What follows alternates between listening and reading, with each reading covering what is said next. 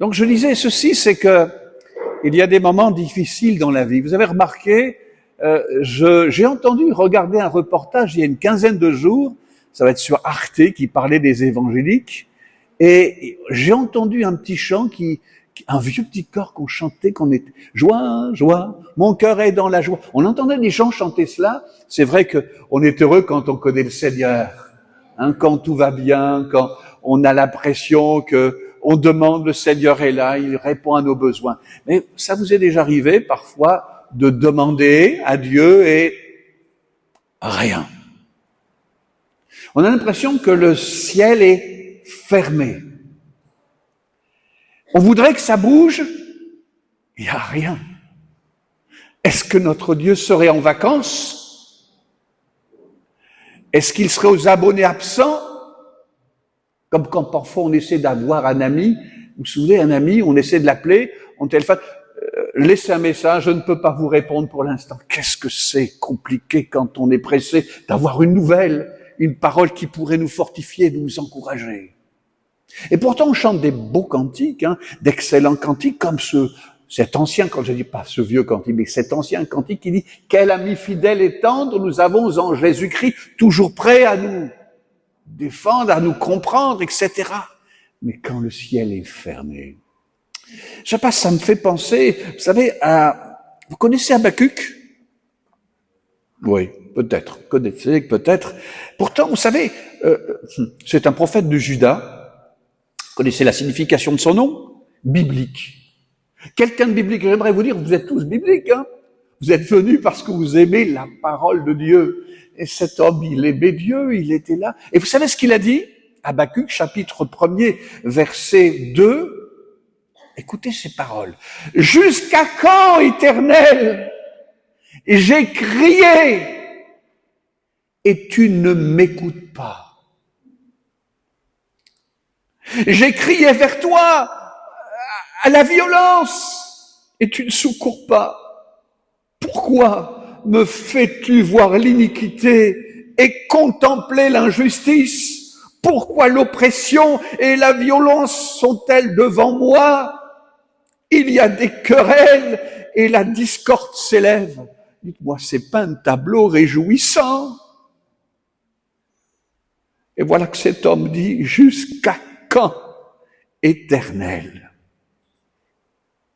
Pourtant, c'est vrai que vous et moi, on a tous en mémoire ce verset de l'Évangile de Matthieu chapitre 16. Si quelqu'un veut venir après moi, qu'il renonce à lui-même, qu'il se charge de sa croix et qu'il me suive. Et vous avez pris, ou peut-être vous êtes en train de prendre ce chemin de la vie, ce chemin avec Jésus. Et j'aimerais vous dire, c'est le chemin le plus extraordinaire. Un vieux petit cœur disait, je marche avec Jésus, pas à pas. C'est bon de marcher avec lui, parce que lui connaît la route. Vous savez, quand on prend un chemin dans une contrée qu'on ne connaît pas, c'est pas évident. C'est vrai qu'aujourd'hui, on a le GPS. Oise. Oise. Ça nous prévient même quand il y a un gendarme sur le coin pour essayer de... Non, j'arrête là, je ferme la parenthèse. Vous connaissez le chemin. Jésus est le chemin. Et nous sommes engagés à le suivre. Nous sommes passés pour la plupart par les eaux du baptême, un engagement. Nous sommes engagés avec Christ. Christ est ma vie. Et c'est vrai que nous avons connu d'immenses joies avec le Seigneur. Des réponses à des prières inespérées, au-delà de ce que nous avions désiré. Mais nous avons aussi connu des temps d'épreuve. Des temps d'épreuve. Des moments pas faciles. Prédicateur de l'Évangile, il y a 30 ans, par une maladie que certains connaissent, la spondylarthrite, pendant 6 mois, je pouvais pas prêcher debout au micro. Il fallait que je sois assis. Par moments, dans une salle noire, j'avais des lunettes de soleil parce que je supportais plus le blanc de ma Bible. Ça a été des moments particuliers où je disais, pourquoi Seigneur? Pourquoi cette épreuve? Et un petit verset m'avait aidé à ce moment-là. C'est cette parole que le Seigneur avait donnée à l'apôtre Paul. Ma grâce te suffit. Et en m'appuyant sur ce verset, j'ai continué. Mais c'est vrai qu'il y a des moments pas évidents, vous êtes d'accord? Peut-être que quelqu'un passe par ce moment. Vous avez demandé, et vous avez l'impression que le ciel est fermé. Alors, l'épreuve. Est-ce que c'est la norme lorsque nous marchons avec le Seigneur? Ou est-ce ma faute? Ou qu'est-ce que j'ai fait? Ou qu'est-ce que je n'ai pas fait?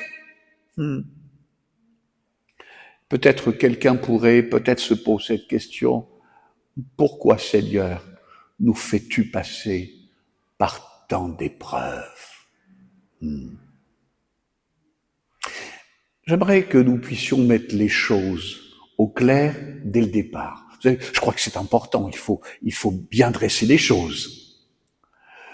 Dieu ne doit aucune excuse à aucun d'entre nous, parce qu'il n'a jamais rien fait de mal, et toutes ses interactions avec nous sont bonnes. Je m'explique en 2 secondes.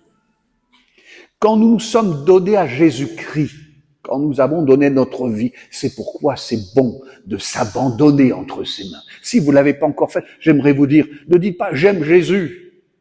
J'aime Jésus, je crois en Jésus. Le diable croit en Jésus. Et il tremble. Mais ce qui est important, c'est s'abandonner entre ses mains. Si je m'abandonne entre ses mains, lui, c'est le garant. Il sait tout d'avance. Il connaît hier, nous, on s'en souvient encore. Aujourd'hui, on est là. Et demain, vous le connaissez, vous? Moi, non. Mais lui, c'est toute chose d'avance. Donc, il connaît toutes choses. Je m'abandonne entre ses mains. Seigneur, je te fais confiance. Je vois pas, je sais pas. Mais toi, tu sais toutes choses. Donc, lui sait. Et c'est important de le savoir. Le Seigneur n'a fait de tort à personne parce que sa nature est juste et ce qu'il fait pour nous est pour notre bien. Et on va le voir dans quelques instants. Cela étant dit, parfois, à un niveau qui dépasse nos mots, nos expressions, nous avons l'impression qu'il nous a laissé tomber. Nous avons l'impression qu'il nous a laissé tomber. On a l'impression que Dieu a promis et qu'il n'a pas tenu promesse. On a l'impression qu'il a été injuste envers nous. On a l'impression qu'il a favorisé les autres et pas nous. Ou qu'il ne nous a pas donné quelque chose que nous pensions qu'il nous donnerait. Il n'est pas coupable, mais nous avons l'impression qu'il l'est.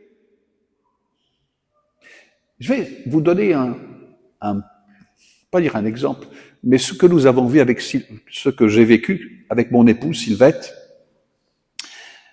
À un moment donné, il y a plus de quelques années, ça remonte en 1989. Waouh! Il est plus jeune, c'est vrai, on est plus jeune. Hein. Mais on a pensé que le Seigneur nous avait laissé tomber. Et je vous explique. En 1989, alors que nous servions le Seigneur dans le nord de la France, à un moment où, béni soit Dieu, on était heureux dans l'église où, faut dire, c'était un peu compliqué. J'étais né dans cette église, j'avais commencé mon stage pastoral et j'étais devenu le pasteur de cette église. C'est vrai qu'il y avait pas mal de membres de l'église qui étaient de ma famille, mais ça, on avait pu gérer, et avec la grâce de Dieu. Et un jour, mes collègues m'ont dit, tu sais, Daniel, tu resteras pas toujours dans la ville où tu es né, hein. Enfin, tu partes un jour. J'ai dit, c'est-à-dire quand tu veux. Avec mon épouse, on lui avait dit, quand tu veux, hein, c'est-à-dire pas de problème. Bon, t'es sollicité, et pour prendre un poste en Normandie, à Évreux, avec une confirmation du Seigneur. J'ai été sollicité, et au même moment, j'ai entendu une voix qui me disait, Évreux, oui, mais pas dans cette salle. Alors, je n'ai pas compris tout à fait, mais j'allais comprendre un peu plus tard. Mais en attendant, eh bien, nous avons nous avons mis les choses en place avec son aide. J'ai cherché un remplaçant, j'ai trouvé. À l'endroit où nous allions, il n'y avait pas de logement, on nous a dit, ben, si tu peux avoir un logement, c'est encore mieux, ce serait bien. On a vendu notre logement, on a radié les enfants de l'école, pour les inscriptions des enfants, on a inscrit les enfants dans la nouvelle école, ma femme a quitté son travail, et alors que tout était prêt, que nous avions même acheté un logement sur Évreux, tout d'un coup, tout s'est bloqué. Tout s'est bloqué. Le successeur qui devait venir, qui m'avait dit, t'inquiète pas Daniel, je viens au mois de juin, mi-juin, il me dit, Daniel, je peux pas venir. Nous avions plus de maison. Ma femme avait plus de travail. Et on s'est dit, qu'est-ce qu'on fait? Et à ce moment-là, j'ai dit, je vais solliciter. Et j'ai sollicité 3 frères. Et les 3 frères m'ont dit, tu nous aurais téléphoné il y a 1 semaine, ça aurait pu changer, mais là on peut pas. L'un après l'autre. Alors j'ai dit, Seigneur, ma femme, on était, permettez-moi l'expression, un peu effondré. Qu'est-ce qu'on va devenir? Qu'est-ce qu'on va faire? Et quitter l'église sans la confier à quelqu'un, c'était impossible pour nous. Vous comprenez? Certains nous ont dit, il faut y aller, allez-y, vous avez... Je dis non, Seigneur, il y a quelque chose qui ne va pas.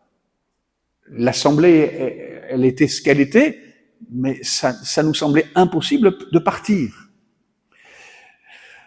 Alors, je vous dis que ça n'a pas été évident. Le ciel nous était tombé sur la tête. On n'a pas compris. Mais on s'est dit, Seigneur, tout, tu sais tout. Eh bien, on va continuer parce que pour nous, ce qui est important, c'est de faire ta volonté. La réponse du Seigneur est arrivée plus tard. Plus de 2 ans après. Plus de 2 ans. Mais c'était un peu compliqué. Mais on a servi Dieu, de tout notre cœur. Il faut savoir aussi qu'entre-temps, on n'est pas resté comme SDF. Alors que on nous avait dit, il n'y a plus de logement pour vous. Dieu a disposé le cœur d'une personne qui s'occupait des logements, qui nous a dit, j'ai quelque chose pour vous. Et on s'est retrouvé, alors qu'on pensait se retrouver au 12e étage, on s'est retrouvé dans un duplex. Et on y a vécu bien avec l'aide de Dieu. Des choses qu'on ne comprend pas. Des choses qui nous dépassent. Si vous avez, pas dire être en colère contre Dieu, mais si parfois vous avez dit, mais Seigneur, je comprends pas. Et là, je comprends pas, mais vous avez remarqué que parfois on a peut-être même des mots qui dépassent notre entendement. Là, Seigneur, je suis pas d'accord. Je t'ai fait confiance. Et là, tu es aux abonnés absents. C'est pas facile. Vous savez, il y a des moments comme cela où on a besoin de vivre des choses intenses avec le Seigneur, même à confronter à des problèmes compliqués. Et si tu n'as jamais vécu de moments compliqués, permettez-moi de vous dire, vous allez en vivre. Parce que c'est nécessaire pour notre croissance, pour qu'on puisse comprendre certaines choses. Et Dieu permet de passer par là. Il y a une raison pour cela, que nous ne connaissons pas maintenant, mais que nous comprendrons plus tard. Vous avez entendu ce prophète Habakkuk, jusqu'à quand, Éternel, j'ai crié, tu n'écoutes pas, j'ai crié, Seigneur. Est-ce que c'est le seul prophète? Je vais vous en citer un deuxième que vous connaissez certainement. Il a même écrit un texte, un livre, Les Lamentations de Jérémie. Les Lamentations, j'espère que vous n'avez pas écrit Les Lamentations de Franck, ou les Lamentations, non, je pense pas, vous n'avez pas écrit un livre comme ça, mais lui, il a écrit quelque chose. Mais dans son livre, le prophète Jérémie, là, je cite le chapitre 20, verset 7, il dit, regardez son témoignage, « Tu m'as persuadé, Éternel, et je me suis laissé persuader. Tu m'as saisi. » On pourrait dire, c'est nous ça, il nous a persuadés et nous l'avons saisi. Tu m'as saisi et tu m'as vaincu. Et le résultat des courses, permettez-moi, et je suis chaque jour un objet de raillerie. Tout le monde se moque de moi. Une situation facile. Il cherche, il fait la volonté de Dieu, il y met tout son cœur, et tout ce qu'il récolte, permettez-moi, c'est moquerie, incompréhension. Pour lui, il est, permettez-moi le mot, inutile. Il sert à rien. Et pourtant, c'est le plan de Dieu. C'est le plan de Dieu. Il y a des choses qui me dépassent. Il y a des choses qui nous dépassent. Pourquoi cette épreuve? Pourquoi ceci? Pourquoi cela? Pendant des mois, en pleine crise, ça m'arrivait d'avoir ma bouche qui coinçait. Il n'y a plus l'ouvrir. Vous pouvez pas parler. Ma femme me dit, t'as une crise, Daniel, ça va pas. Je dis, oui. Et ça marchait. Et quand je prêchais l'évangile, vous allez comprendre ou pas comprendre, ça m'est jamais arrivé. Je prêchais l'évangile, quand je m'arrêtais, ma femme me dit, t'as une crise? Elle me dit, il y a une crise. Non, j'ai pas de crise. Je prenais mon souffle, pour parler. Mais Dieu ne permettait pas. C'est compliqué, ça, de vivre. Mais Dieu sait toutes choses. Un vieux petit cœur nous disait, le mystère de toute chose nous sera révélé là-haut. Mais Dieu sait tout. Alors, bon, on a parlé d'Habacuc, on a parlé de Jérémie. J'aimerais vous parler maintenant de quelqu'un que vous connaissez encore mieux. Jésus. Vous savez, celui à qui vous avez donné votre vie entière. Vous aimez Jésus? Alléluia. Jésus, mon sauveur, je t'aime. On chante des cantiques, on en a chanté des beaux cantiques ce matin. Et vous savez ce qu'il a dit un jour? Père, pourquoi m'as-tu abandonné? Jésus, pendant les jours qu'il a passés sur terre, il nous a compris. Il a ressenti les mêmes choses que nous pouvons passer parfois lorsque nous sommes éprouvés. Lui aussi. Et vous connaissez certainement ce psaume 22, un psaume prophétique, qui parle justement de ce temps où Jésus va passer par ces moments difficiles. Psaume 22, versets 2 et 3. Mon Dieu, pourquoi m'as-tu abandonné et t'éloignes-tu sans me secourir, sans écouter mes plaintes? Vous avez remarqué, on a quelques explications. On a l'impression qu'il se retrouve tout seul. Et c'est compliqué. Sans écouter mes plaintes. Mon Dieu, je crie le jour, tu ne réponds pas, la nuit, je n'ai point de repos. C'est un temps difficile. Jésus est passé par là. Et ça m'aide à comprendre que s'il y en a un qui peut me comprendre, s'il y en a un qui peut te comprendre, toi mon ami, mon frère, s'il y en a un qui peut te comprendre, c'est Jésus. Notre réaction. On va parler de notre réaction maintenant. Alors, que dois-je faire quand je suis en colère contre Dieu? Avec sagesse. Tout est là. Avec sagesse, reconnaissons que nos sentiments ne sont pas forcément la vérité absolue. On pense des choses, mais c'est pas obligatoirement la vérité. Vous avez certainement ressenti des tas de choses qui, au fond, en fin de compte, n'étaient pas vraies, n'est-ce pas? C'est important d'aligner nos sentiments avec la vérité de la parole de Dieu. Ce qui est c'est bon, c'est important, c'est de mettre les choses à leur place. Heureusement, si le pasteur et le Seigneur sont là, devant toi, et qu'ils ne sont pas d'accord, lequel des deux, à votre avis, a tort? C'est le pasteur ou c'est Dieu? Vous connaissez la réponse. Si c'était entre Daniel et Dieu, sachez que c'est simple. Je n'ai rien créé. Lui a tout créé.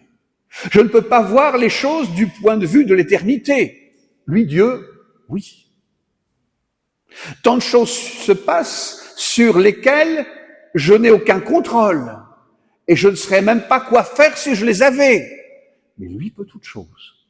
Vous savez que rien ne le dépasse. Ce qui se passe en Russie, Ukraine, au Moyen-Orient, lui, il est au contrôle, notre Dieu. Il sait toutes choses. Il y a même des choses qui sont écrites depuis des siècles avant et qui vont s'accomplir. Est-ce que je réalise que Dieu peut tout, il sait tout? Même si je ne comprends pas le pourquoi de ce chemin par lequel je passe. Voyez-vous, même si Dieu n'a pas répondu à ma prière, j'avais demandé, par exemple, que, peut-être quelqu'un passe par là, j'ai prié pour ma mère ou pour ceci, pour qu'elle guérisse, et elle n'a pas guéri, elle est partie. Quelqu'un pourrait dire, j'en veux à Dieu. Pardonner Dieu est un acte de confiance, de foi, qui admet que même si je ne comprends pas ce qui se passe, Dieu le sait. Même si je ne comprends pas, Dieu le sait. Il sait ce qu'il faut. Vous connaissez ce verset de la parole de Dieu, c'est une parole de l'apôtre Paul dans Romains chapitre 8 au verset 28. Il fait concourir toute chose à mon bien. Parfois, on voudrait qu'il fasse mieux. Et pourtant, il fait concourir toute chose à notre bien. Selon son plan, sa parole est vraie. Ce qu'il fait, c'est bien. Ouf. Pas toujours évident. Il ne nous laisse jamais tomber. Ce n'est pas qu'il ne nous ait jamais laissé tomber jusqu'à présent. Il nous laissera jamais tomber. Point. Dieu est fidèle. Dieu est grand. Il est important. Et maintenant, on va passer à un point que tout à l'heure, notre frère nous a parlé de la présence de Dieu. Voilà le point essentiel. Ce qui est important, c'est la présence de Dieu. Peut-être quelqu'un ce matin, il a l'impression que le Seigneur ne fait rien pour lui. Un jour, un couple m'a confié, plutôt l'épouse. Elle m'a dit ceci, on a demandé à Dieu de nous aider, mon mari et moi, pour du travail, et le ciel est fermé pour nous. Ils étaient complètement découragés. Ils ont baissé les bras. Frustrés, en colère. Ils avaient même l'impression que le Seigneur ne faisait pas son boulot. Que faire? Mes amis, mes frères, quelque chose qui est important. Dites-lui au Seigneur avec vos mots. M-O-T, pas M-A-U-X, avec vos paroles. Seigneur, je t'aime, je crois en toi. Tu es mon Dieu. Dans ta parole, tu as dit ceci, et ce n'est pas ce qui se passe en ce moment pour moi. Tu as dit ça, et regarde quelle est ma situation, Seigneur, de ce besoin. Et peut-être il y a ceci ou cela. C'est important de croire qu'il est là, qu'il est présent. Sa présence nous est indispensable. Et le Seigneur le sait. Je suis avec vous.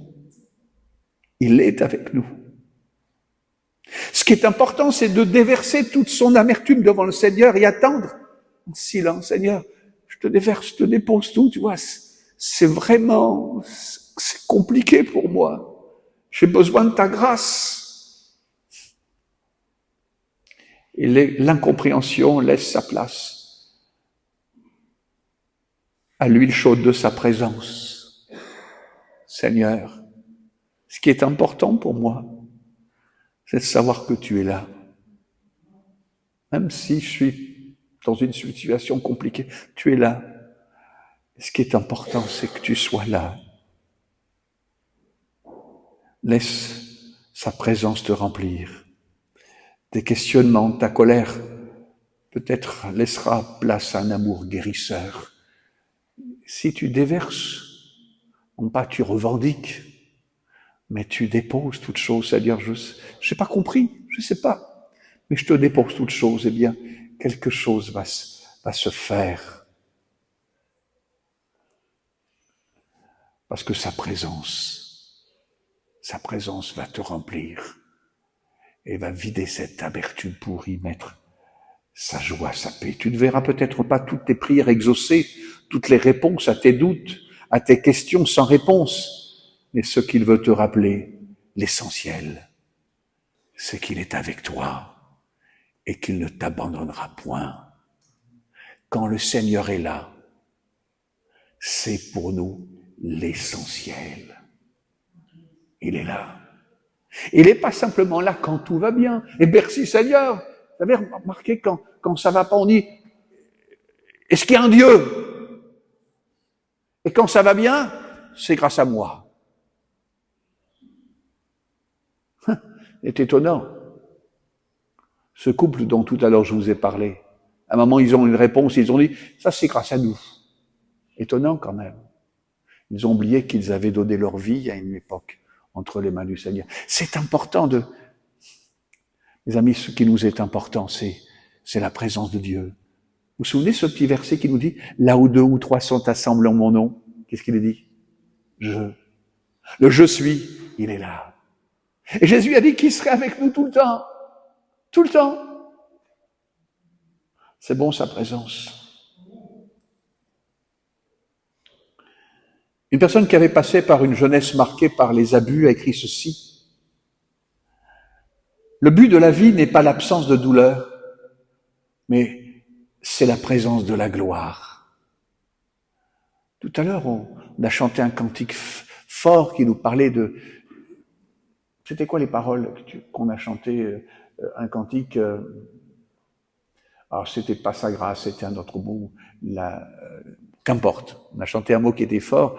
Ce qui est pour nous essentiel, c'est la présence de Dieu. La présence de Dieu. Quand il est là, vous avez remarqué que parfois quand il est là, on le ressent. Il y a sa présence. Ça nous fait du bien.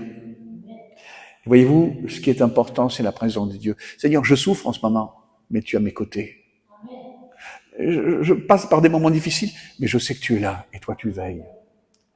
La gloire de Dieu, c'est dans la douleur qu'elle se manifeste le plus clairement, parce que on vit des temps difficiles, mais il est là. On est conscient que Dieu est au contrôle de toutes choses. Quand mon épouse était en pleine souffrance, en plein cancer, en plein traitement, ce qu'il a préservé, c'est que Dieu était au contrôle. La présence de Dieu. Dieu est au contrôle. Est-ce que tu peux dire, Dieu est au contrôle de ma vie? Tu passes par un moment difficile, Dieu est au contrôle. Alors, c'est un moment, vous savez, comme dans un avion, il y a des turbulences parfois. Hein. Je ne sais pas si vous avez déjà été secoué, mais parfois il y a des petites, mais parfois il y en a des fameuses turbulences dans l'avion. Mais il y a le pilote. Dieu est au contrôle. C'est tellement important. Quand nous voyons expérimenter la présence du Seigneur, nos circonstances perdent de leur importance, parce que sa présence nous donne une perspective que nous n'avions pas encore. Seigneur, je sais que tu sais toutes choses d'avance. Je vais revenir maintenant au témoignage que je vous ai donné. Quand nous avons été sollicités pour Évreux, la pensée que j'avais reçue, c'est Évreux, oui, mais pas dans cette salle. À l'époque, il y avait qu'une église, mais il y avait une autre église qui est revenue dans les assemblées de Dieu. Ça fait qu'il y en avait 2. C'était pas la première, c'était la deuxième où j'allais aller. Mais je l'ai compris qu'après. Mais Dieu savait toutes choses d'avance. Mais cette épreuve que nous avons passée nous a permis encore de nous rapprocher davantage de Dieu et de dépendre encore davantage de lui, en remettant aussi parfois nos vies et notre questionnement, notre santé, nos familles, nos enfants, nos biens. Aujourd'hui, on sait une chose, c'est que nous sommes à Jésus-Christ. Il n'y a qu'une seule chose qui compte, c'est la présence de Dieu. Et un jour, nous serons avec lui. Quand nous sommes proches de lui, nous savons qu'il fait toutes choses selon son bon plan pour notre vie et pour le monde. Alors, apprenons à remercier Dieu continuellement, même s'il semble que le ciel s'effondre. Garde la colère et la frustration hors de ton cœur et fais-lui confiance, remercie-le chaque jour. Alors je voudrais te dire, est-ce que tu as pardonné à Dieu? C'est compliqué ce que je vous dis, hein. As-tu pardonné à Dieu? Seigneur, tu n'as pas répondu là. Mais Seigneur, c'était parce que c'était le mieux pour moi. Et je t'en remercie. Et si nous savons le faire, même dans circonstances difficiles, Dieu continuera son œuvre pour qu'on puisse grandir. Alléluia. Peut-être quelqu'un était en peine ce matin avec des questions. J'aimerais vous dire, Dieu sait toutes choses. Ce dont nous avons besoin, c'est la présence de Dieu. La présence de Dieu. Est-ce que nous pouvons fermer nos yeux quelques instants? On va demander à Dieu sa grâce. Tu sais toutes choses, Seigneur. Parfois, il nous est arrivé, Seigneur, de ne pas comprendre, et là, nous étions à bout, découragés. Pourquoi? Pourquoi, Seigneur, tu m'as abandonné? Pourquoi je suis là, las dans cette situation? Ça peut être la maladie, ça peut être la séparation, ça peut être un tas de choses avec ses enfants. Peut-être quelqu'un ce matin passe par cette situation. Et tu n'es pas là pour condamner, pour juger, mais tu veux nous rappeler que tu es là pour nous bénir et pour nous relever. J'aimerais prier peut-être pour quelqu'un particulièrement qui passe par ces moments et qui n'a même plus la force et qui voudrait que le Seigneur la fortifie, la relève bien. Vous levez simplement votre main, je vais prier avec vous. À votre place, vous levez la main. Je vois votre main, je veux croire que Dieu veut bénir. Qu'il y a quelqu'un d'autre et on va prier, on va s'arrêter, oui. Voilà, Dieu vous voit, Dieu sait toutes choses et on va prier, Seigneur. Seigneur, tu vois ces mains qui se sont levées, Seigneur, tu sais toutes choses. Seigneur, toi, tu vois les cœurs, tu vois les situations. Et Seigneur, ce que nous avons besoin, c'est de ta grâce. C'est de ta grâce et aussi de vivre dans ta présence. Et réaliser la présence de Dieu. Que rien ne peut nous séparer de toi, Seigneur. Ni les maladies, ni la mort. Puisqu'un jour, si un jour nous devons partir, nous nous retrouverons là-haut dans ton ciel avec toi. Ah, Seigneur, tu bénis mes amis, mes frères, et peut-être quelqu'un, si ce matin s'est pas encore abandonné entre tes mains, qu'il puisse le faire librement, s'abandonner entre les mains du Tout-Puissant, celui qui guide notre vie. Seigneur, tu fais grâce. Merci pour ta parole. Seigneur, et maintenant, continue ton œuvre dans les cœurs par ton Esprit Saint, c'est notre prière, dans le nom de Jésus. Amen.